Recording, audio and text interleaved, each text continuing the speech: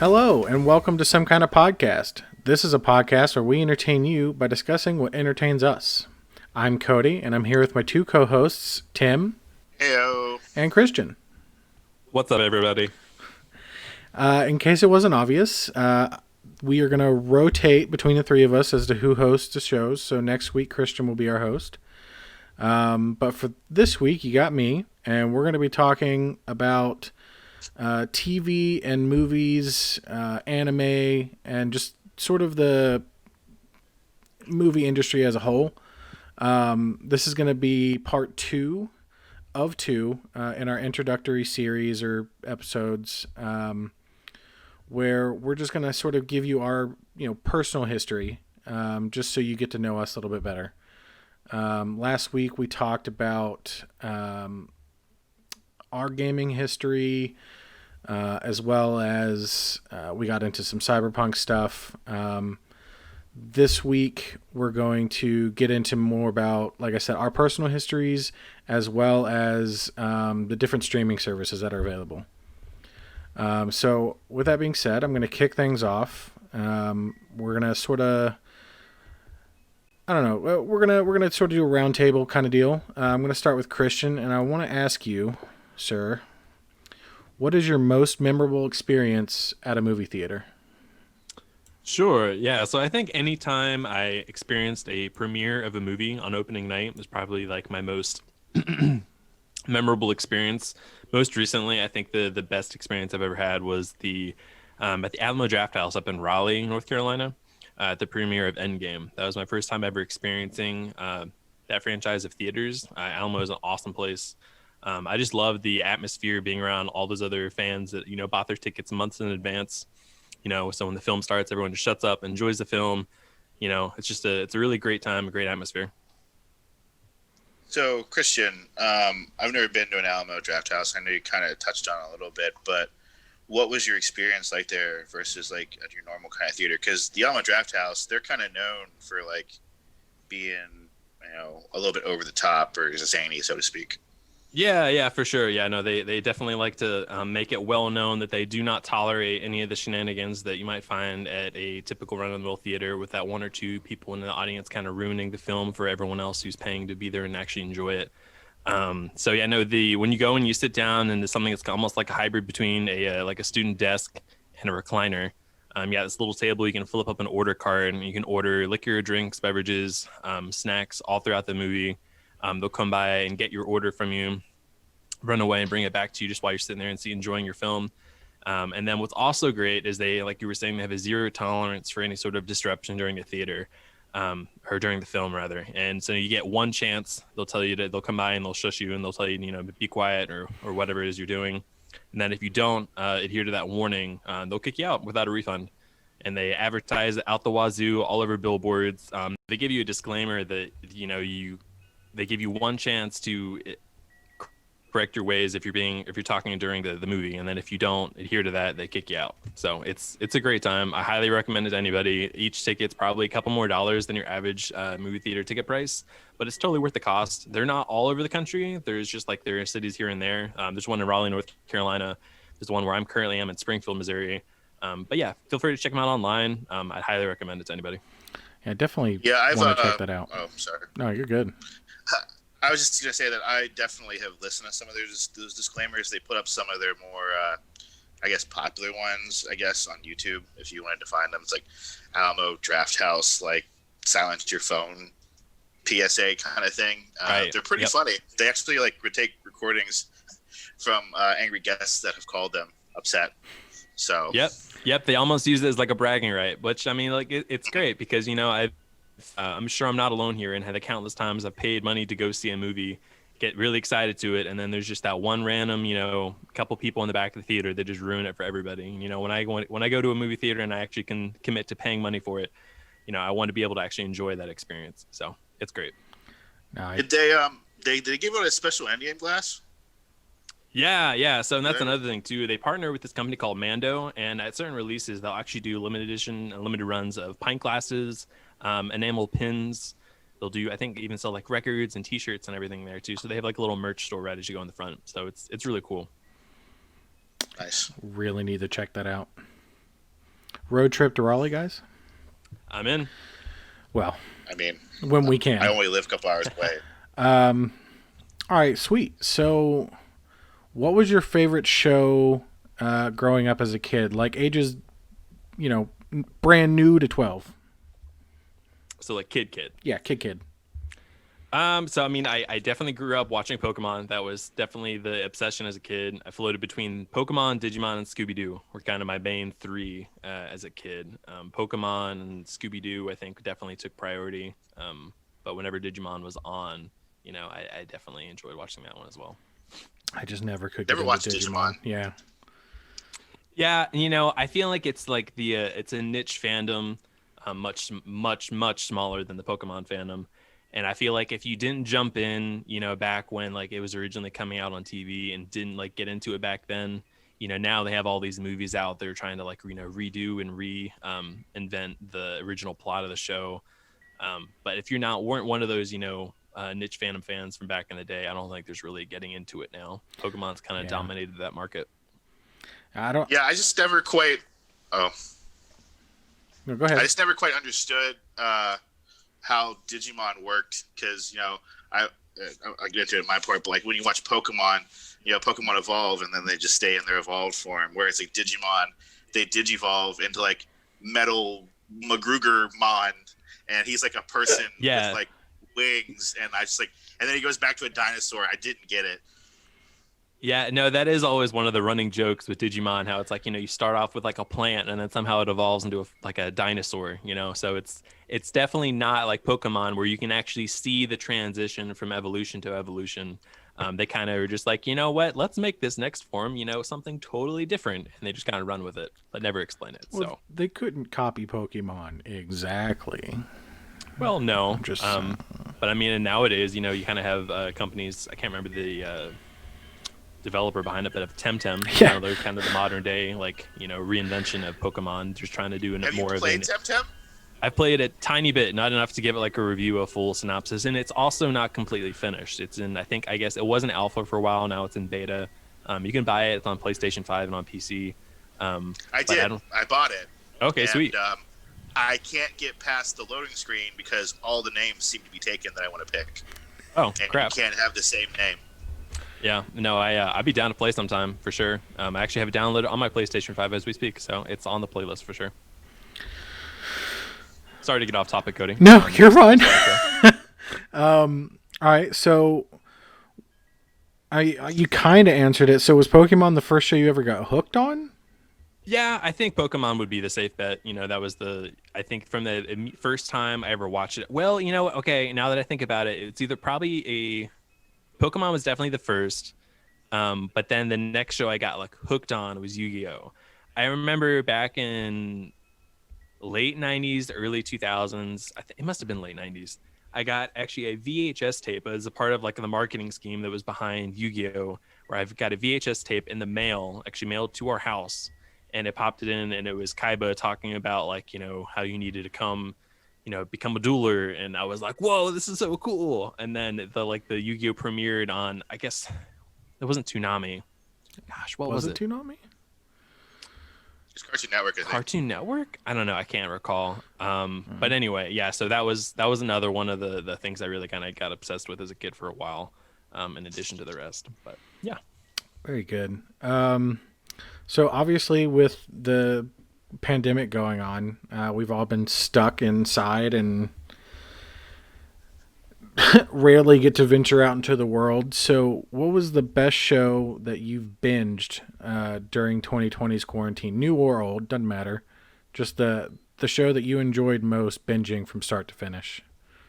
Sure, yeah. So at the start of quarantine, I was on the train of being obsessed with Tiger King. I by no means, think that that's a cool thing to obsess over, but the way the documentary was done, it was just done extremely well. So at the beginning of quarantine, it was crossed between Tiger King and playing lots of Animal Crossing for me. And then so at the tail end, I guess, of last year, I was very late on this bandwagon, but my wife and I actually binge watched the entirety of The Office. For whatever reason, we tried multiple times to get into the first season of The Office. And it wasn't till last year that we figured out the trick was you have to jump into season 2 because season 1 is so cringy and awkward with the old Michael Scott that, you know, you kind of have to get past that little barrier. And then once you're hooked, you can go back and watch the first season. And it's, but yeah, so we love The Office now. So, I don't think I'd ever rewatch Tiger King, but. Fun fact about The Office. I love The Office, and I never finished it because I never liked when Michael Scott left. To me, that was kind of when I was watching it live when the show ended for me, quote unquote. Mm-hmm. But it was recently going to move from Netflix to Peacock, and I wanted to at least watch the whole thing before it moved. So literally last month, I just kind of went through and I watched it all. And you know, it was better than I thought it was going to be. I mean, obviously, I personally think it dips a little bit after Michael Scott leaves, but I still enjoyed watching all the episodes, mainly because had never seen them before. Like when I was watching the first part all over again, it's like, okay, I've already seen all these episodes. And then to kind of like tie it in a little bit to what we're doing here, I also listened to the Office Ladies podcast where they go over each and every single episode. And the reason why Michael Scott gets better in season 2 is because in season 1, he's based off of the British Office character. So he's a little bit more cringy and dry than Michael Scott ends up being after season 2. Oh, interesting. That's cool to know. Yeah. From what I understand, it's like, because I'm pretty sure the British Office is only one season.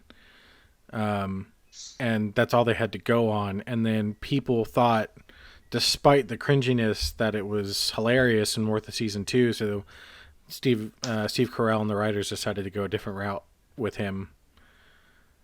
And that's the Office that we have today. Very cool. But I just recently finished it myself, like legitimately, like maybe a month ago. No, and you bring up a great point, and I think that's like a very common thing with sitcoms. You know, they either end way before they should, or they go too long and ruin the ending. Yeah. So countless sitcoms I've watched where like the last season, I'm just like, you know what? I would have rather just not even had this season. I would have rather just had a cliffhanger and no like actual confirmed ending than to have something totally obscure and weird. Yeah. How I Met Your Mother did that. I feel like the only sitcom off the top of my head that I can actually say that ended it like on a good note and it was good and I was satisfied with it was Friends. But yeah, Friends was good. Yeah, I think Friends and New Girl, I think, had decent endings. Yeah, I would agree. New Girl's awesome. New Girl was awesome. Well, sweet. Okay, so not to take it too far back, I mean, I don't know when you started watching anime. I know that off podcast we've had this argument about Pokemon being an anime, but I'll be okay if you don't accept it as if you accept it as a cartoon and not an anime. I'm okay with that. I just want to know what your starter anime is. So yeah, no, I would totally agree with the statement that, you know, like you said, we've talked about this off show a bunch of times already, but Pokemon fits into that category of both, you know, what we think of in America as a cartoon as well as anime category. Not including Pokemon, I would say the first time I watched a show that actually got me like really deep into the anime fandom, that made me subscribe to Funimation and actually pursue other ones to watch, would be either Naruto or Soul Eater. Naruto, I watched it a bit back in the day, when it appeared. And I think this was Cartoon Network. I think Cartoon Network was pretty much the hub for anime. Got it. Because that's, I mean, Toonami. Yeah, so I watched a little bit of the, you know, the not Shippuden, the original Naruto as it aired back then, but not regularly enough to actually be able to keep up with what was going on. So then I kind of fell off, and then I went back and actually started watching Naruto again, and watching Soul Eater. Soul Eater was like, I think the epitome of like, you know what, I'm sure there's some other awesome, really kick butt shows out there like Soul Eater. So then that's what really made me actually subscribe to Funimation and find others, and what actually led me to find some of my other favorite anime shows. So that's great. Very good. Yeah. The only thing bad about Soul Eater is that it ends. Yeah, is that it ends. I was about to say. It ends. That's it. Yeah, and from what I hear, I've never read the manga, but the manga apparently ends a lot better than the show did. So Yeah. Yeah. I think that the way the show ended was very abrupt and kind of didn't make a whole lot of sense. So it kind of falls into that same thing we were saying before with like sitcoms, how they just kind of, didn't really know quite how to end it. Not really sure what was going on with that. But the show as a whole, and fun fact, Fire Force is actually made by the same people. That's coming out now on Funimation and Crunchyroll, and I highly suggest I've it. never heard of this. It's a great show. It sounds weird. What It's is about about? so Fire Force is about a team of firefighters. Takes place in Japan, but it's like post-apocalyptic, and they're actually like they're fighting spontaneous combustion, where people just spontaneously combust into flames and turn into like this Jesus. flame demon, and so they have to go like put them to rest. And it's really cool. There's a huge backplot. I'm not going to ruin any of it, but if you were a fan of Soul Eater, I highly suggest Fire Force. Okay. Okay, that sounds intense. I'm gonna add that to my list.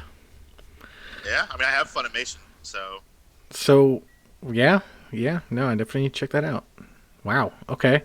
Um, all right. So, with all that being said, Christian, I need to know your favorite movie, your favorite TV show. It can be for any of these, a singular movie or an entire series, as well as your favorite anime. Okay, yeah, sure. For movie, I think I'm gonna have to go with a more of like a series or like conglomerate. I'm just gonna say the MCU, the Marvel Cinematic Universe.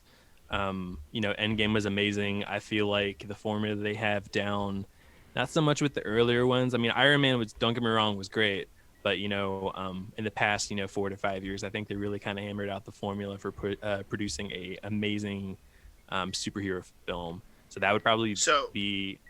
Avengers Go ahead. aside, Avengers Yeah. aside here, like if you had to pick one of the characters in the Avengers movies, what's your go-to there, bruh? So I'm gonna be obscure here, but I got to go with Guardians of the Galaxy, and I've got to go with Rocket Raccoon. I think Bradley Cooper does an amazing job providing this little CGI'd furball with a amazing personality and comic relief. So yeah, that's probably my favorite character. Hang on. Under You're telling me that someone whose gamer tag is Crazy Trash Panda, his favorite character is a raccoon? I know, right? Like no one would have ever guessed. It's not like it's my favorite animal. Yeah, I know it's completely out of nowhere. But yeah, no. So I think that would be my favorite character from the series for sure, Tim. And Okay. then yeah, I think I'm really big fan of the superhero films. Not so much DC. I really love the Christian Bale Batman films, and I feel like yeah. DC's film production haven't been up to that standard since. They've had a couple standouts. The original or the first Wonder Woman that came out. I actually enjoyed the Aquaman film. But yeah, I feel like as a whole, they kind of haven't figured out their groove yet. I totally think they should embrace more of the dark side and kind of more adult humor and everything. Joker was an amazing film that came out this previous year. Some Yeah, might argue that was too dark. well, and so the thing is, like, I think Marvel does an amazing, and Disney does an amazing job embracing the whole like family-friendly, casual joking, um, action adventure film. And when DC goes the dark route, they do it so well. Like, I think they should just tap into that 18 plus market and just commit to it rather than trying to like do this like back and forth, like trying to do family friendly, um, kind of almost like a mock up after the Disney formula or the Marvel formula, and just commit to being dark. Commit to the adult films. So Yeah. All right, so show and anime. Yeah. yeah. So favorite show, as I was saying before, I think the first the first show I ever got hooked on was back in TV show was back in middle school. Was Friends. Was again late adopter. The show actually ended before. I was either ended right before I started watching it, or it was wrapping up its 10th season as I started. But to this day, it is the most rewatched show I have ever watched. I can't even count how many times I've rewatched it. Just having it on in the background is very calming and soothing while doing schoolwork or just work in general. Anime to this day is My Hero Academia for sure. That superhero love from the films kind of carries over to the anime. And funny, side story, I actually now have a Shiba Inu named Deku. So yeah, I absolutely love My Hero Academia. Yeah, Very good. I love Friends, and I think I'm still on season 2 of My Hero. I just never picked it back up. Not that like It's I not didn't enjoy it. I think there was just other stuff happening. right. No, What kind of quirk I would you want? what kind of quirk? Yeah. One for All. I think Okay. it's pretty great. I don't, as funny as it is to see on screen and see Izuku Midoriya actually try to manage this quirk and actually establish it as his own is very humorous to watch. But if I was actually going to pick like a character to have One for All, it would be All Might. I don't want to be a weakling little Deku that breaks every single bone in his body every single time he goes to move a finger. That doesn't sound like fun. Yeah. No, no, not at all. All right, Tim, you're next. Yo. Oh, okay. Now, Do I get the same questions? yeah, of course, without going into too much detail, me and you worked at a theater for roughly 9 years together. So I'm really curious to hear what you have to say here as far as most memorable experience at a movie theater goes. So yeah, I worked at Ye Old Movie House for a very, very, very long time. Some would say too long. Um, I I have too many memories about working there to really talk about. But since this is a personal kind of thing, I'm gonna go with a personal answer. However, if you want to know my favorite working memory at the theater, I can do that. No, no, most memorable, good or bad, because I'm pretty sure when we get around to me, mine's gonna be a little negative in a way, I guess. But yeah, I'm either side of that coin. Well, I'm actually going to do a personal one, and this was before I even had a job or was even in the workforce. It's actually the most memorable experience I had was probably the first time I actually ever went to a movie theater, and it just goes to show you what kind of luck I have when I'm at the movie theater. Um, so the first movie I ever went and saw that I can remember, if I went and saw something before, I don't remember it. My mom listens to the podcast. I'm sure she'll tell me. Uh, was The Lion King, and I don't mean like the newly animated one or even the remaster one. I mean like the original release of The Lion King in 1995. Um, and I went there with my mom, and we were sitting there and watching the movie. I don't really remember much about the movie itself because in the middle of the movie, somebody had a heart attack, and they had to stop the movie and escort the person out on a stretcher because they were screaming and yelling about how they couldn't breathe. So that was my very first experience at the movie theater, and kind of left this lasting impression upon me. I mean, there's more experiences, there's positive ones too, obviously, like Christian was saying earlier, but uh, the most memorable would be that one if I'm being blatantly honest, because I'm 32 and I still remember that. Yeah.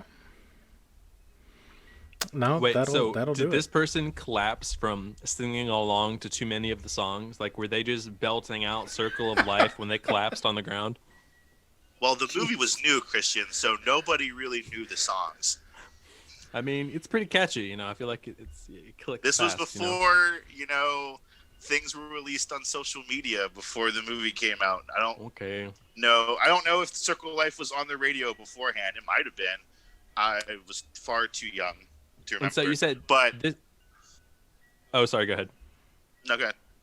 I was just gonna say. So you were saying that your experience with this film was interrupted. I mean, did you ever go back and actually finish it? Like, have you seen the Lion King in its entirety?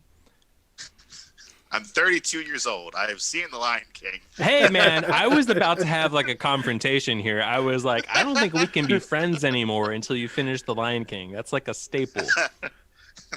I don't think we went back to the theater because I remember being really afraid. That'll do it. And like, yeah, That and like when I was a little kid, we just didn't really go see movies a whole lot. I'm not really sure why. I don't think it was my mom's favorite kind of pastime.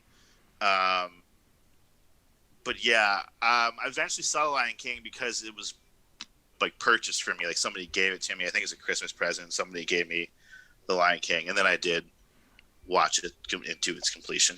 Gotcha. And I owned it on DVD when like the extended remastered edition came out, and then I obviously in 2019 when they re-released it, I watched it then as well. Gotcha. You mean when they re-released the animated film or the 3D animated film?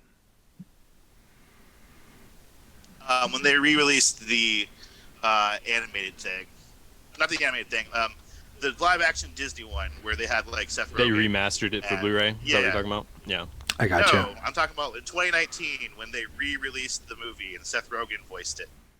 Oh, okay. The CGI remake. Gotcha. Yeah, that one. Okay. That one. I watched that one too. Real quick, not to go too far into this, but personally, I hated that. What did you think of that one? The Lion King? The live action one. Live action. I mean, for what it was, it was good. But okay, so I can only compare this to Aladdin, which was released in the same year. Yeah. That The Lion King was re-released. I preferred Aladdin more than The Lion King. Now, first of all, sure. Aladdin's probably my favorite Disney movie. But I preferred Aladdin because it was still the basic outcome was the same, but they added things to it to make it a little bit different than the original content. With The Lion King, it was basically a shot-for-shot remake of the movie, which if you like that kind of thing, that's fine. But I left the movie being like, I saw this when I was 5 in movie theaters. You know what I mean? Like, it was the same movie. And my favorite song in the whole entire Lion King is Be Prepared, and it was more spoken than it was sung. Yeah. Now, I think for me, was not just the fact that it was a shot-for-shot remake. That's, like you said, that's fine. I feel like that kind of thing's warranted in certain situations. But my issue was that Disney's done live-action, with air quotes, movies with animals before and have given them emotion, and it legitimately, like, credit to the animators, it just looked like someone went out and filmed a bunch of lions and then they had Donald Glover and Seth Rogen and everybody just dub over them. Like, none of them showed emotion. Like, Mufasa dies and Simba's just like a cat that's just there versus, I guess I can get that too. distraught, emotional child. Yeah, I think the original Lion King of I think it was like 94 was probably my to this day is still my favorite animated film. But the remake I didn't absolutely hate. I wasn't in that like camp of people. But yeah, it definitely was inferior to its predecessor. Yeah. All right. So, your favorite show as a kid, Tim, from 0 to 12 age-wise. All right. Hear me out. I also watched like Pokemon and stuff like that, but my favorite show growing up, without a shadow of a doubt, was Legends of the Hidden Temple. Oh man! The game show where they had all the kids there and they had all the outfits and they had to run through all the puzzles and the mazes and stuff like that. 100%. I wanted to be on the show. I wanted to be an orange orangutan because orange is my favorite color, and it was just every week, or I don't even know when it came on, but every time it was on, I made sure to watch it. And the big talking head guy, I can't remember his name, was so cool to me. And having to put all the puzzle pieces together, like I was into it, dude. Like I was like outside running around, jumping around when I was out in the yard trying to be on Legends of the Hidden Temple. And I think they maybe brought it back for like a half second, like not so long ago. But I didn't get it. Obviously, I didn't watch it. But I think they tried to like revamp it at some point. Yeah. If there was ever a show, like a game show that was marketed straight to kids, it was that. Well, that was like OG American Ninja Warrior in a way. You know what I mean? Like it was. Mm, They had obstacles. It was like Survivor met Ninja Warrior before it happened. I don't know. But I do think they tried to bring it back. But I know Disney also tried to do a version of it with like a Star Wars theme. really? I I didn't think know it's that. on Disney Plus. This is the first time I'm hearing It's about that like too. Jedi Temple or something like that. Interesting. Do Yeah. they have to be Sith or Jedi and run around the temple Yeah, I and don't know. I haven't put watched it, together but like I'm a holocron of like the Death Star or something? I remember seeing an advertisement for it. I'm assuming it's on there. I don't. It might not be. It might not have happened yet. I don't know. But yeah, no, I Well, loved that show. So it's in good. those ilk, because I also watched, like American Gladiators back in the day too when it was on as well. So it was like that, but it was for kids, and it just was so entertaining to me. I don't know. I can't explain my fascination with it because I wasn't really like somebody that like was very outdoorsy when I was a kid. I mean, I didn't mind being outside, but like I don't know, it was just so cool, and I just like said it was just one. I wanted to be an orange orangutan. That's all I can really say is I really wanted to be one, and it just obviously my hopes and dreams were dashed. But yeah, it was definitely Legends of the Hidden Temple, which there's show that they try to do shows like that all the time. Like Netflix just tried to do like the whole floor is lava thing. I don't know if you tried watching that. I made it through half an episode. If she him, I did as well. It was pretty bad. I made like two. It was not me and my roommate Zach. We tried. We wanted to be so into it, and we just couldn't. It was rough. It was real rough. But yeah, Legends of the Hidden Temple, great show. I think the only equivalent to that as an adult that I've gotten into was it Wipeout? Oh yeah. But that's just the obstacle part of it, and it's just people getting the snot beat out of them by giant rods, inanimate objects. All right, so what was the first show you got hooked on after the age of 12? Like really, like hooked on. After the age of 12, huh? I didn't have TV for a long time. I mean, I guess I did and I didn't. When I was growing up as a teenager, this is gonna sound weird. The only thing I really watched was like professional wrestling, like WWE, and then I kind of grew out of that. But if you want to say the first show I got hooked on, I guess that. But if you want to know like the real like TV show that I first was hooked on, it was probably Doctor Who. Yeah, okay. And I know that I started watching it later in life, but honestly, like I didn't really like it. Television for me was more like I just kind of watched like whatever was on, and I really am into sports and stuff like that. So I do watch like football and like baseball a little bit. So I never really watched like a television program like until. I'm sure, like I said, I watched other things, but like when I really think about it, like the first TV show I sat down was just like, I'm going to watch this television show was Doctor Who.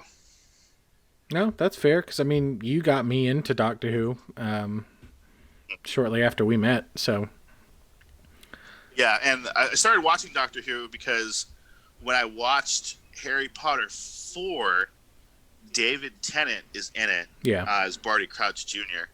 And I remember talking to an associate when I worked at Ye Olde Movie House, who was like, if you liked that movie, you should check out Doctor Who because the dude that played Barty Crouch is going to be the Doctor. So I actually didn't even watch after that. I took a little bit of a break. Well, not really like a break, but like I didn't really watch much of anything. And then one day it was just on Netflix. So I started, and if you watch in the first season of Doctor Who, it's kind of hard to watch, especially like the new Doctor Who. So starting from 2005 on, so you're starting with Doctor Number 9. It's a little challenging to watch, but then once David Tennant takes over, it really picks it up from there. But it's Doctor Who. Mm-hmm. So since you're both Whovians and I have never watched more than a handful of episodes because I just couldn't get into it, have you guys gone back and watched like the show in its entirety since like the early episodes? You Or can't. you kind of skipped around. You can't? There's handfuls of episodes, but for the most part, most of old Who is just gone. It So was never like good. re-aired, but you probably know more than I do. When the 50th anniversary was happening in 2013, they were playing old episodes of Doctor Who on BBC America. So I have seen some. I've seen the very first episode of Doctor Who, An Unearthly Child, Mm-hmm. and I watched the movie that came out in 1996, Doctor Who, the movie, which featured the Eighth Doctor, Paul McGann. But when it comes to other stuff, I've seen like clips of some of the more important stuff online with the Fourth Doctor and then Genesis of the Daleks and stuff like that. But you're right; it's really kind of hard to find in America unless you're trying to like illegally download it, which I'm not doing. So, yeah, I haven't really seen anything. Like the oldest I've seen, like I said like the first episode and like some clips here and there. Yeah. Gotcha. All right. So, Tim, what was your favorite show that you binged during last year's quarantine? New or old show that you just sat down and just couldn't stop watching? So I was more so playing video games for the first half of quarantine. I did watch Tiger King, but that was kind of really all I was really watching because I was trying to get some platinum trophies. Mm-hmm. Then I went and got a haircut when things sort of kind of opening up again.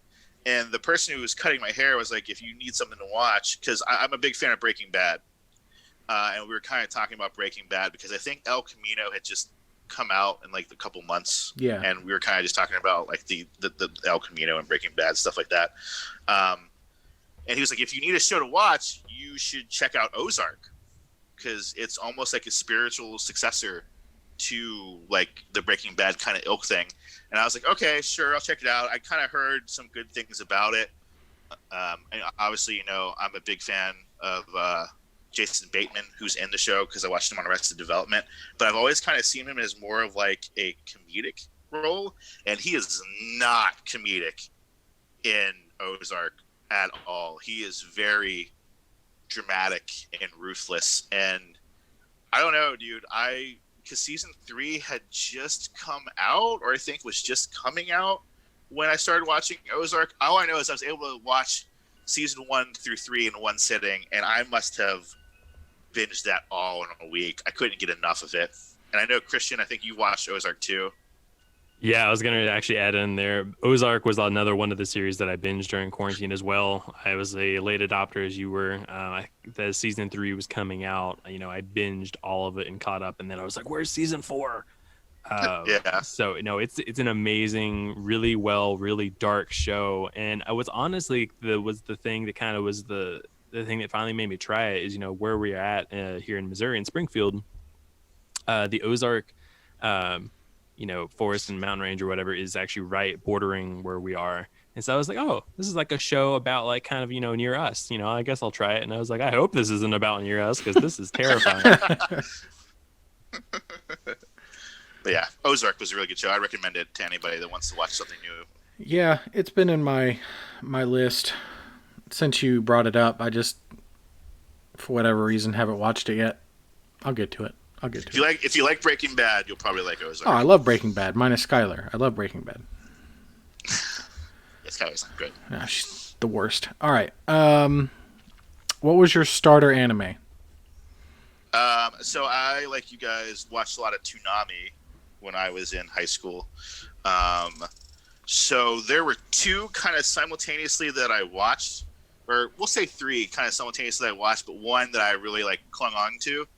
So the 3 animes I watched on Toonami were Dragon Ball Z, Cyborg 009, and the Yu Yu Hakusho. And the Yu Yu Hakusho is actually why I started watching anime, because I thought it was a really cool thing, like Spirit Detective and big kind of like arena fights and stuff like that. But I didn't really get into it because then I got sidetracked by a show called Dragon Ball Z, and I watched all of that too.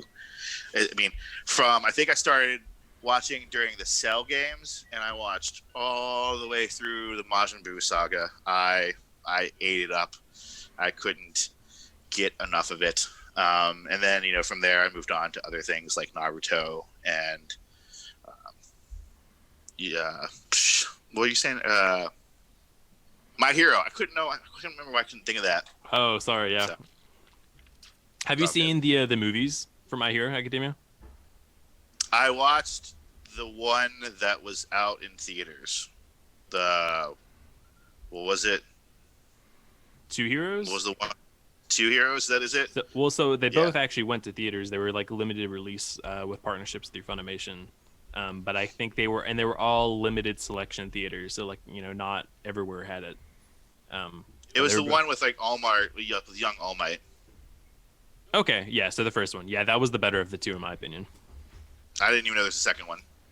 Yep. I knew that there was two. I didn't know they both went to theater. Mm-hmm. Yeah, no. Yeah. Very good. All right, so I need your favorite movie, your favorite TV show, and your favorite anime. Like I told Christian, it can be a singular show, series, movie, whatever. Okay, well, my favorite show is Breaking Bad.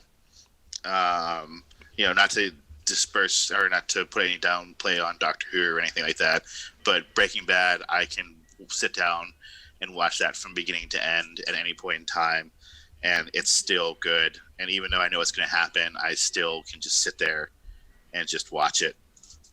So my favorite show is Breaking Bad. Favorite movie is Scott Pilgrim versus the World. Again, another one of those movies that I quote all the time. I played the game. In fact, I recently just repurchased the 10th anniversary of the game.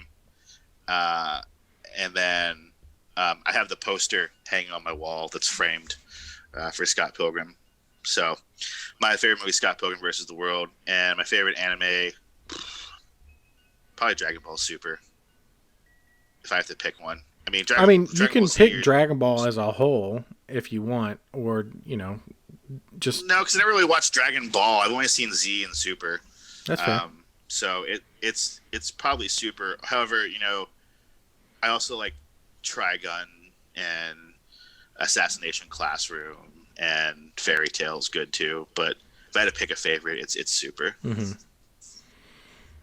All right. Well, I guess it's my turn. Yeah. So let's see. What was the first most memorable movie theater experience? So like I sort of mentioned, it's not exactly a positive by any means. It definitely made you think, the whole situation. So this was while I worked at Ye Olde Movie House. And I don't remember if you were there or not, Tim. I think I know what you're talking about, and I was there, but I left before it happened. Okay. I know I was just cleaning theaters, and so we were on our way to clean a theater where the Adjustment Bureau was letting out. And if you haven't seen the Adjustment Bureau, it's a movie where people literally alter fate for other people. It's like a pseudo-religious storyline where angels make sure people go along their paths. And this guy, he seemed, I don't want to say older and offend somebody. I don't know. He looked like he was in his maybe 60s. He walked out of that movie, and as he was walking out, he tripped on, I don't know, his shoes, the carpet, or whatever, and face planted into the corner of a wooden bench, and just started gushing blood. And we had called paramedics, and for whatever reason, the mall paramedic showed up. And these two girls walked up, and they were like, I don't know, what should we do? And the paramedic dude was like, I don't know, I called the police. And so they rolled him on his back, and we're pretty sure that's what did it. But what we think is he ended up choking and drowning in his own blood. But by the time the paramedics got there and put him on the stretcher. He was blue as they wheeled him out. Yeah. That was, and forever will be just seared into my brain. Like, Yeah. there are some really good theater experiences that definitely outweigh the negative, but that one will always be like just right there, right at the front. Yeah, I bet. Well, I was at the Cheesecake Factory when that happened. Sorry. I know you get. I was just gonna say, I love how somehow Cody told a memorable story from a movie theater that had nothing to do with the movie. Well, yeah, and I mean, like, it's just because I as I was there. To be honest with you, like, I did watch a lot of movies while I worked at the movie theater, but Like like, Inception. yeah, like Inception, I watched that 9 times in theaters, I think so. something like that. And that's a long movie. But like, I think what it boiled down to was I saw movies so regularly that it was no longer an Fun. experience. Oh, okay. Like, for Yeah. somebody else, like, when it's, for someone that doesn't get to go see movies for free, it's an occasion. I mean, hell, it's so expensive to go to the theater. I mean, I paid for, Star Wars tickets. We all have in the past to go see them. And that was pricey. And I don't even think we got like snacks and stuff. Cause then, even then for like a family of 4 to go watch a movie on the weekend, it's over $100. Yeah, I know where you're coming from, and I think that's true across like any place of work. Even if you work someplace super fun, the last thing you want to do on your day off is go back to the same place that you've been working all week long. Yeah. I mean, when I was working at Disney World in Florida, the last thing I wanted to do on my day off, despite having a free pass to get in as many times as I want, was go back to the park because I had been there for 40 hours that week and I didn't want to go back. Yeah. But no, I No. totally get it. The only time I would say that I was like super excited to go back to the theater to watch something was, for like an early screening or something. Depending on the movie. Like, I remember we saw the double feature for Tim's favorite movie. We saw Scott Pilgrim right after, I think it was The Expendables. Yeah, I was What a at work today, combo. so I just saw Scott Pilgrim. I didn't see the Expendables. I just saw Scott Pilgrim. I think me and Matt watched The Expendables, and then you showed up for Scott Pilgrim. Yeah, But yeah, that sounds about right. what a combo. I mean, it was just for the staff. Like, it wasn't like a I don't know what I'm trying to say, like an advertised back to back. Yeah, I know what you mean. So yeah, that was my horrible movie experience. But memorable. But memorable, very memorable. All right, so favorite show as a kid. If I'm digging deep and being real honest, it was probably Blue's Clues. Like, it was Blue's Clues, or I don't know, maybe Franklin. Never watched Franklin. And I then did. It was very weird. it was very weird. I mean, it was a turtle. Yeah, it was that, or maybe I can't remember when I got into Doug and Rugrats and stuff like that. But I want to say I had to watch Blue's Clues. Like, needed it. I'm guilty of that too. It was definitely one of my, especially like young me was very into Blue's Clues and a bunch of those other very obscure shows from Nickelodeon and SpongeBob and Oh yeah, I mean, well, I don't still watch SpongeBob. Oh. Look, there's more jokes in SpongeBob for us than there are for kids. I was in high school, like I'm talking like 18 years old, senior in high school, and there were dudes walking around with SpongeBob book bags. It is what it is. yep, it's a beloved series. Yeah. God, I mean, I watched All Real Monsters, Good one. Angry Did you watch Kablam? Kablam, Angry Beavers, Ren and Stimpy, shows that kids really, like, when you look back on it, shouldn't be watching. Shouldn't have been watching. Yeah. Rocko's Modern Life. Those were all really weird shows. Yeah. And they were Cat all Dog. marketed for kids. Cat Dog. Yeah. Oh, dude, Cat was Dog. bizarre. Man. Ed, Ed, and Eddie. Yeah. Yeah. Dexter's Laboratory. Oh man. We're just talking. We're just saying stuff now. numbers. Anyway, Listing all right. stuff. So yeah, if I had to pick a favorite, it'd be Blue's Clues. All right. So the first show that I got hooked on, if we're talking like teens, it's probably Dragon Ball. Like right before I turned teenager, it was Dragon Ball, and I ended up watching because it was just like a marathoned one weekend on Toonami. I watched all of Dragon Ball, and then I want to say Z was being broadcast, like it was still being simulcast or whatever.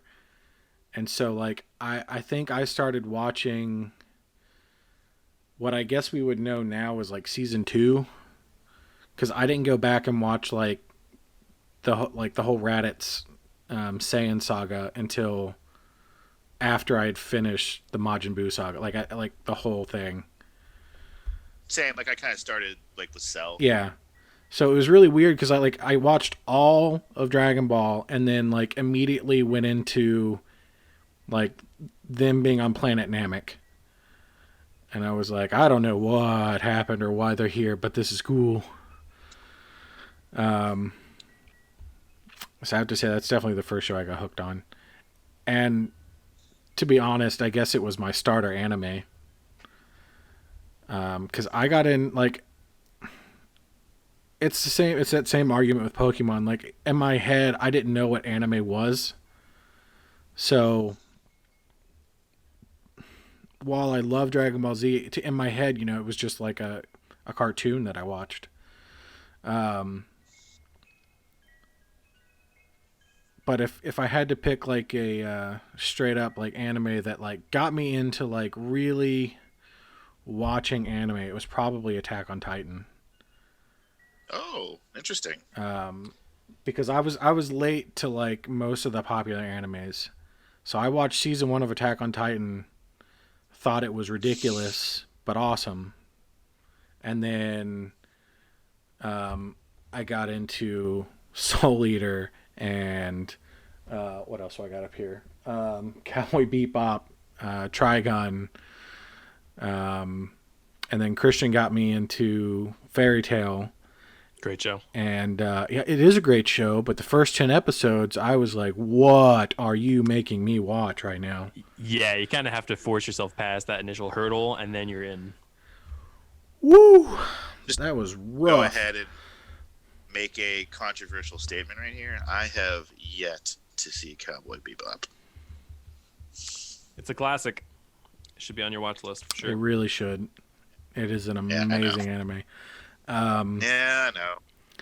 But yeah, like, but we've had the conversation, like I said, off the podcast, but like growing up, I guess, you know, like unless your parents were weebs too, like you didn't really know the term anime. I mean, most of my friends didn't care. We were all about video games anyway.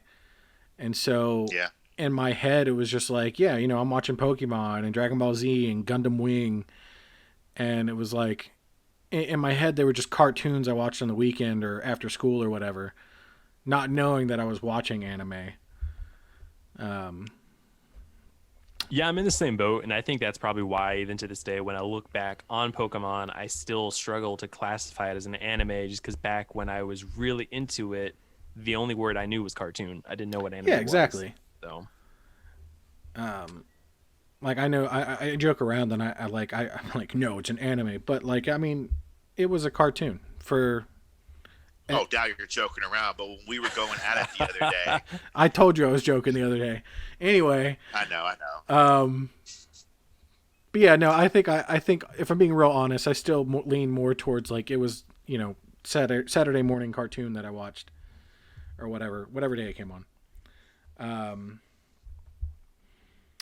But yeah. all right, man. What was the top show you binged during quarantine? Probably The Office. Well, it's The Office or How I Met Your Mother.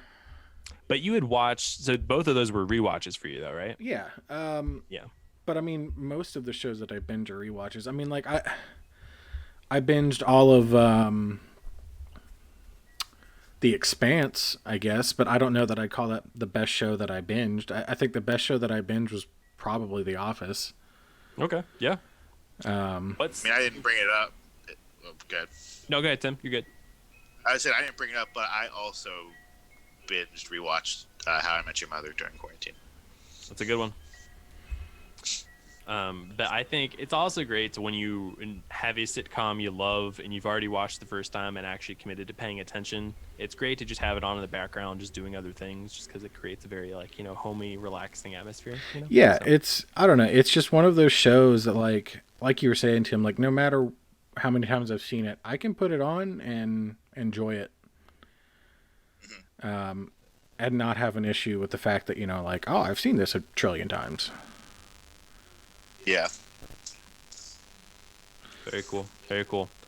And to you, sir, what was your starter anime besides Dragon Ball?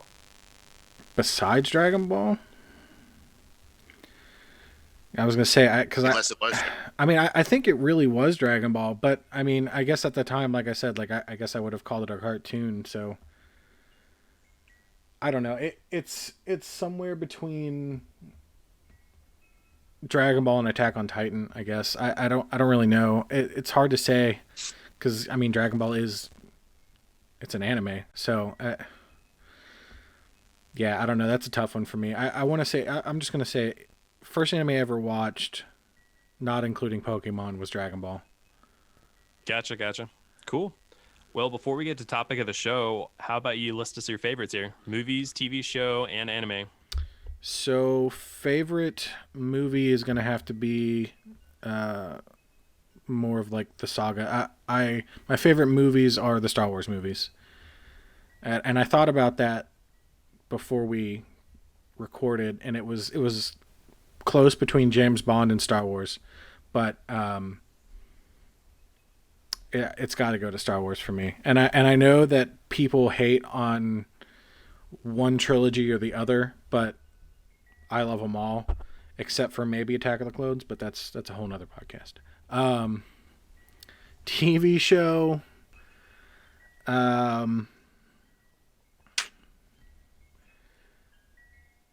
I think it's got to go to The Office. Yeah. Yeah. So when was your first watch of The Office? Did you watch it as it came out? I watched it as it came out, yeah. Okay. We basically watched it as a family as it came out. Very cool. And then favorite anime, I got to give it to Dragon Ball as a whole. Like Dragon Ball Z, and Dragon Ball Super. If I had to pick one, it would be Super, but I was going to say, so both of you are definitely the Dragon Ball experts in this group. I wouldn't say I'm an expert. I like the show. Cody's more of an expert. Well, compared to me, you're both experts. yeah. So we've only been trying to get you to watch it for how long? Yeah. So, what of the groupings of Dragon Ball would you say is your favorite? Do you think Super is I think you guys have mentioned before Super was kind of your favorite go-to, Yeah. right? That's my favorite. I think that's my favorite. I mean, while there's nothing quite like Dragon Ball Z or Dragon Ball for that matter, but I think Super, they sort of like nailed the formula down, and it wasn't like where in like Dragon Ball Z, when they power up, I mean, it was literally like 3 episodes of someone screaming. Whereas when you get to Super, they just sort of fart into whatever they're doing, and it moves faster. So Yeah, the pacing is better. Yeah. Sorry, Tim, go for it. I was just saying when Goku went Super Saiyan 3, it was a global event. It caused like tsunamis and thunderstorms and skyscrapers it was shattered. Like it was. And then you get to Super, and he's just like, "Oh, you made me go into Super Saiyan 3, I guess." Whoops. Yeah. Anyway. All right. Cool. So that went a little longer than planned, but that's fine. So let's get to the planned topic of the show, which was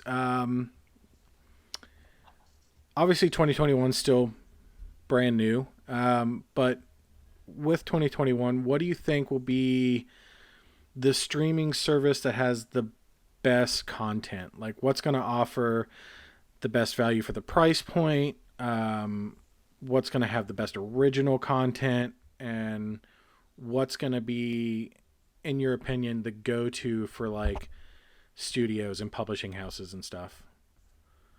You're talking about with like movies being simultaneously released between theaters and Right. streaming? And you know, and because we still don't know what is going to happen with that. Obviously, for the last, I guess year at this point almost, a lot of publishers have released, to theaters or just streaming services or both. So what do Yeah, you? Wonder Woman I think was the first one that was both. Soul and Mulan got released on Disney Plus exclusively. Yeah. I was gonna say I can't remember. Did Gemini Man release in theaters? Yes, Because I know it was on streaming too. it was in theaters. It was Okay. released. But yeah, I looked it up. I looked it up. It some of was in them theater. came out in theaters first, and then like a month later were on streaming. So yeah, so to I reword it, know I that got like Amazon Prime was renting some of the stuff out that was either set to be released when lockdown started happening, or um, they just went straight there. I can't remember what they were, but I know for a fact that Bad Boys for Life came yeah. out in theaters last year. I'm pretty sure it was released in theaters last year, but I watched it on Amazon Prime. Yeah, it was the same for me. That's also what I did for King of Staten Island. I rented that on Prime when that came out. So yeah, this is like I said, this is just for general conversation. But yeah, what do you think 2021? Which streaming service is going to be supreme? Well, I like the sports ball, so I was watching the divisional round of football this past week, and Netflix had a ad out that said they were releasing a new movie every week in 2021. That they had a lineup of 52 movies, and we're going to be releasing it every single week. Oh wow, Now, I looked it up. I looked it up to make sure that that was accurate, and it's true. If you go on the Netflix's website and they say that in 2021 they're going to release a new movie every week, and I don't know if it's original content or what they have about it. There's no real lineup. They just list some of the stars that are going to be in these movies. So that's interesting. really interesting. Since I wasn't aware that all these movies were being filmed. I don't know if, like you said, if they have a partnership with somebody or if this is all original content. I'm leaning towards probably all original content because Netflix seems to just be kind of like leaning into that kind of curve, considering everybody's starting to launch their own sort of streaming channels at this time. So you have Netflix doing that, and then HBO Max seems to just have everything now. I don't know where they came from or what they wanted to do, because for a while it was like Netflix, Hulu, and like Disney Plus, and then within like the last 2-3 months, like everyone has been on the HBO Max, Yeah, whatever. I mean, that's how. Sorry, I was just gonna say for a long time, I think HBO has kind of struggled to maintain a regular curated content on actual in-house created content. Like they had Game of Thrones, they had Band of Brothers, and there was a few series that they've had Westworld. over. Yep, Westworld. But one would end, and then their viewership and subscription rates would drop drastically because everyone was like, "Well, now my favorite show's gone. There's not much else to watch. I guess I'll leave." Yeah, But now I think they're leaning heavily into the market of trying to pick up with publishing houses to get all those movies coming to them on their service through partnerships. Since still with 2021 going, they're not really sure how reliable releasing at movie theaters is going to be. But yeah, no, I think on a personal level, more long term, I think Netflix has always had a more. Was Netflix like the first big subscription service? I'm Yeah. gonna phrase it that way. Yeah, Yeah. I think so, I right? believe so. Yeah. Yeah, I can't think of anything It before was it was Blockbuster, Redbox, Netflix. Okay. Yeah, so I think Netflix has done a great job. They definitely started off leaning just heavily on, getting the rights to stream various content. They didn't really do much original stuff to begin with. And then over the years, they've really hit it home with all their original content, House of Cards. Well, the first few Gosh. seasons. Well, yeah, until, yeah.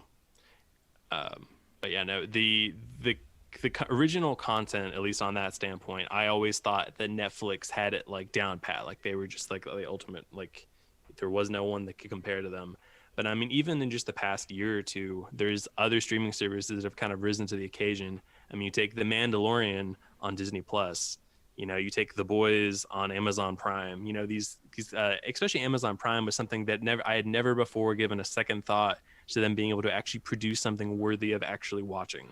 I thought it was a very, minimum budget films that they'd produce, and that shouldn't give them the time of the day. But I mean, they proved that wrong with The Boys. Like, it's an excellent show. What do you guys think? Pretty sure that Amazon Prime's also doing a live like Lord of the Rings thing. Yeah, they Yeah. are. Yeah, they've got the live action Lord of the Rings series, not movie. But like before I talk about Amazon Prime, real talk, and I'm included in this. Most people didn't know that Amazon Prime was anything other than fast shipping. Yeah. Like Yeah, my parents had no idea until like a couple months ago.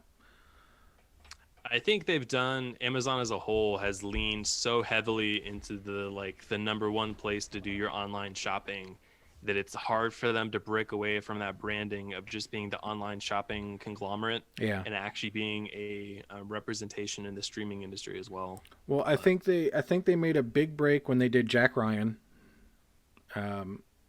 especially with the casting in Jack Ryan. That really set them off, and then I feel like they really picked up steam after that. But it's funny because I know that I think I agree. Like, I think Netflix will ultimately be the best streaming in 2021, personally.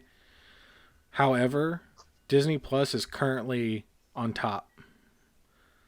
I was reading the article the other day. After the Mandalorian season 2 or 3, where are we on now? 2. Yeah, sorry, it all blends together. After season 2 aired and finished airing, Mandalorian was on top with number of subscriptions over Netflix. You mean Disney Plus? Yeah, that's what I meant. Disney Plus. Sorry. That's cool. Yeah. And HBO is catching up because when I was with that group, like you were saying, Christian, when a season of Westworld ended or Game of Thrones ended, I unsubscribed because there was nothing else there that I cared about. And then when they decided to launch HBO Max, I mean, they got, The Big Bang Theory and all these like sitcoms, and then they started getting rights to all these movies, and they start like, I don't know, they blew up. And then while we were talking about the other day, like the DC streaming service is still a thing, but for whatever reason, it's all on HBO Max. Yeah, see, I didn't know that the DC universe, which is I guess what they're calling it, was even a thing at all until we were talking about it the other day, talking about the MCU being on Disney Plus. But I know they're supposed to have a show like the Teen Titans show or something like that. I can't remember what it was, but I didn't even know it was a thing. But to kind of hammer on what you were saying, Cody, HBO Max has so much more than just their own original content now. Like they have more like The Sopranos or Game of Thrones or The Wire. Like they have, like you said, The Big Bang Theory. Doctor Who is on HBO Max. Like, and now Wonder Woman 84, you could watch that on HBO Max. Like, I don't know where HBO Max came from, but like they're bringing it. I should note that by the time that this podcast airs, you probably can't watch Wonder Woman 1884 or 1984 on HBO Oh, Max. did they take it down? It, as of yesterday or the day before, there was only 8 days left of it being on there. So, Okay. I'm bad at quick math. So you might not be able to watch it by the time this airs.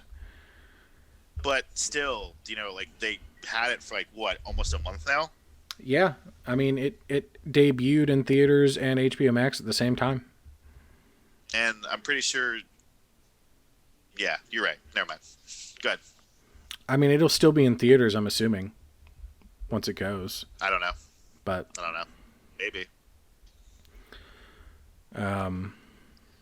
So If you're talking original content, oh, good. Go ahead, Christian. Hey, good. Go ahead, man. I would say if you're talking original content, for me, I mean, it's kind of hard to argue that like Disney Plus isn't gonna knock it out the park. But like I don't know. So at the time of recording, I've seen the first 2 episodes of WandaVision. I don't hate it. It's not. It's definitely something it's building towards something, and obviously, it's going to take a couple episodes to get there. And I don't know how many episodes they're doing. If they're only doing 8, like they've been doing with Mando, or if there's going to be more. I haven't really been following much with WandaVision. But besides that, like you're talking originals, I guess it has to be Netflix. But I just think that like Disney Plus is just going to keep churning them out. I mean, they announced like what, 8 Star Wars shows and like another 8 Marvel shows that are coming out. yeah, something crazy like that. Yeah, once I think I agree as well. I think we're at the current time. I think Netflix is still dominating with original content, but whereas Netflix is like in its stride and producing and putting out all these shows, like I think Disney is just now picking up steam. Like they have this huge roadmap planned ahead, not just for 21, but for years down the line. And I think in the years to come, they're going to become one of the biggest rivals to Netflix for that original content audience. And I will say as a side point or another talking point, one of the biggest pet peeves I have is not with original content, but just with, partnerships and streaming services having shows up on their platforms and then being taken down at the end of the year, at the end of a couple months. When you have that one show, like for a while, Netflix had Friends on it. And I was like, oh, this is awesome. I can just turn this on whenever I want. And then, before I knew it, it was just gone. I can't stand. And it seems like Disney Plus isn't going to do that because, one, they own everything that they have on their platform. They made a statement when they launched the service that everything that ends up on Disney Plus stays on Disney Plus. And so I think that is going to be something that's going to set them apart because no other streaming service does that. Well, no other streaming service is 100% original content. And that's literally all Disney Plus is. Everything on there is Disney made. It's true. Or bought. And owned. Like the Discovery Channel. That's a good point. Yeah. Or Star Wars or the MCU. Yeah. Or, about Fox now too, so the Simpsons are on there now. Yeah, the Simpsons are on there. So, shocker. I mean, if you got the Simpsons, I don't know why Family Guy's not on there, but Family Guy's not on there yet. So, to that point, then, with all the content that whereas Disney Plus isn't dominating the market right now with original content, whether it's original content or just a partnership, and they have something uploaded onto their platform of just your favorite show. What platform or what service do you think has the best bang for your buck? Like what service provides the most money or provides the most content for your money each month? I mean, that depends. So if you're a diehard Disney fan, it's Disney. Like 100%. Like no other streaming service has as much content that is original or specific to them like Disney.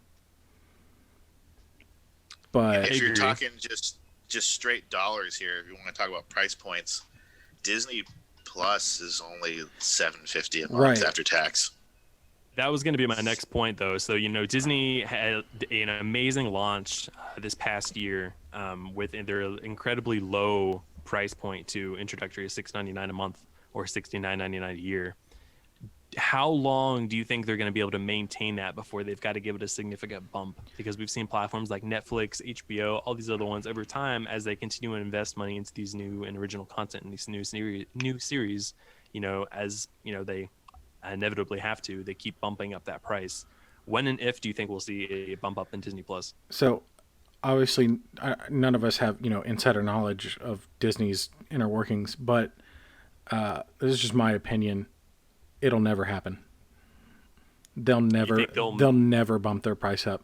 Disney has more money than God combined with the rest of the world. I mean, they literally, like, when they launched Disney Plus, like, I had this argument with my former coworkers, and like, they could have bombed on the release of Disney Plus and it would not have mattered.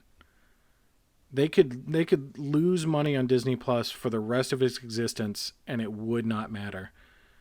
But they're not, because of the Mandalorian and the fact that the entire MCU's on there, as well as the entire Star Wars saga, and then you got all the Pirates of the Caribbean movies.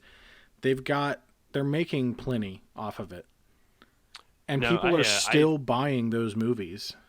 Under normal circumstances, I would totally 100% agree with you. However, with the deal with COVID and the shutdown, movie theaters being closed, their parks being closed, that's their two biggest sources of income. Like, if they're able to kind of drag it out and like hold off raising the price until everything officially reopens and they can get their regular, source of income from and revenue from the parks and the movie theaters back in, I could totally understand where you're coming from. But if 21 proves to be similar to 2020, and that everything is going to be moderated as to how many people can come in, when they can come in, and hours and all that, I don't know. It's going to be hard for them because, I mean, like, they do as of right now, of course, they're probably the biggest conglomerate outside of, Amazon that, is dominating pretty much the world. But, that money only goes so far when you're trying to spread it across so many different lines of business. Well, that's the thing. So they don't just have Disney Plus. They have Hulu as well. A lot of people seem to forget that they bought Hulu. Which is probably why. I didn't know that. Which is probably why Family Guy is still on Hulu and stuff like that. But they own the controlling share of Hulu.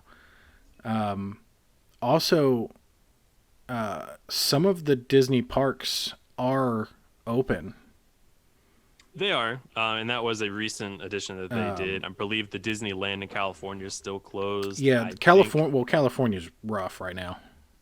Yeah, but I think you're right. The Disney World and the parks in Orlando are open in moderation, still requiring masks and everything. But you still have that same problem. I think the population as a whole, even if it's open, even if they are allowing people to come in and requiring you to wear masks, same thing with the movie theaters. The amount of people that are willing to go ahead and just commit to going back to the norm before it's safe, I think, is minuscule in comparison to the people that would rather just stay at home. I mean, I agree, but I think the reason I don't think they'll ever raise their price and why I feel really confident about it is because they announced like 30 movies and TV shows collectively that Disney owns that are currently being produced, right?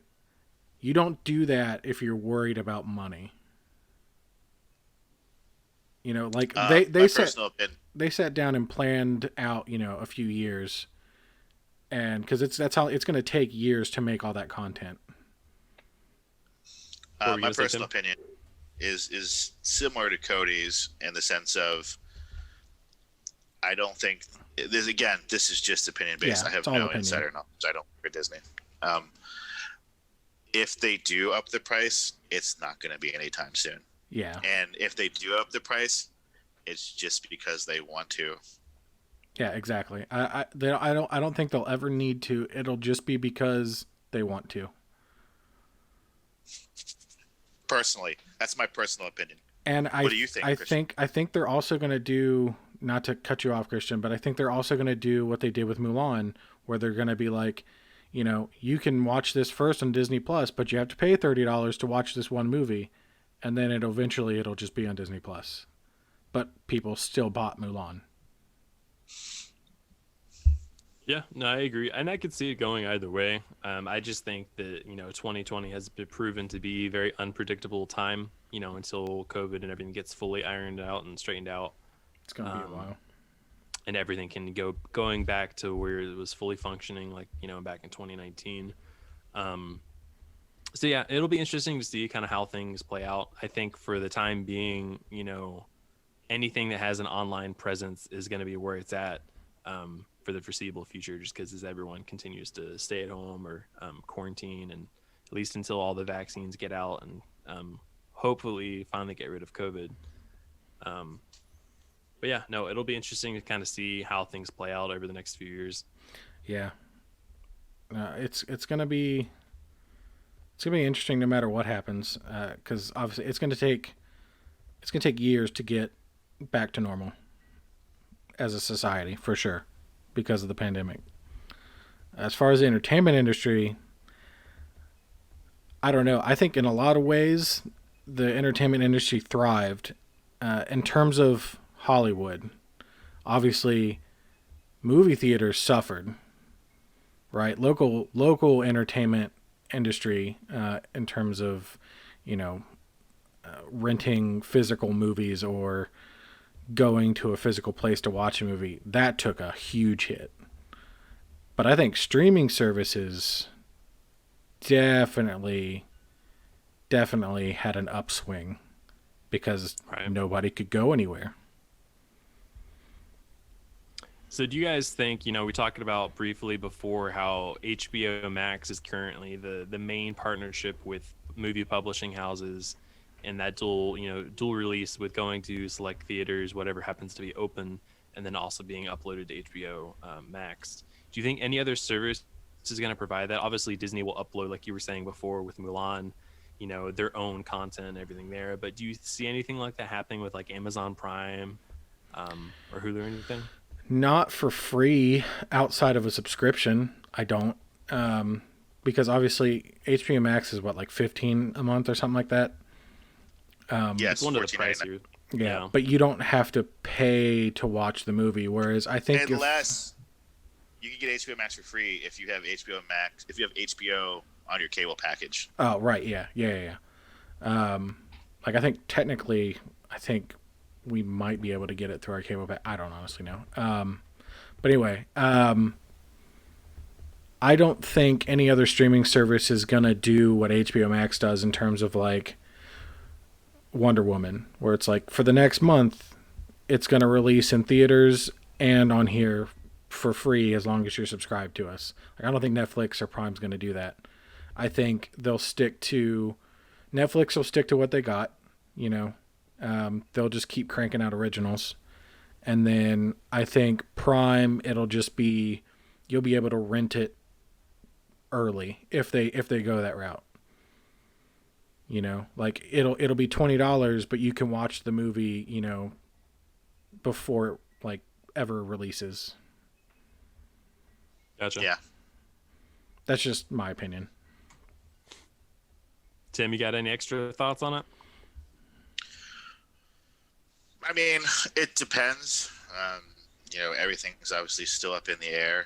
Um, I don't really know. It's interesting to say the least. I kind of agree where it's going to be like if anything does something like that, you're going to have to rent it. So studios can probably make their money back in some form. I'm guessing. This is just an opinion. I mean, that's probably why they did the HBO Max thing with Wonder Woman. I mean, I'm sure that there's some Warner Brothers deal with HBO Max, but I would assume that once it goes off HBO Max, you'll be able to rent it on Prime and PlayStation Network or whatever. Yeah, that's my thoughts on it. I mean, it's I feel personally that like people aren't gonna want to always be in the house. So like, while it might take a while for like people to feel comfortable going back out and doing things, it might be quicker than we think. Personally, that's just how I feel. Mm-hmm. But yep, that's my final thoughts. Christian, you got anything else? Yeah, no, I think we're good. All right. Well, then I think that's where we're going to end it. So this has been Some Kind of Podcast, episode 2, Stream Theater. This is the last segment in our introductory series. If you haven't if you haven't listened to the first part, check it out wherever you listen to your podcasts.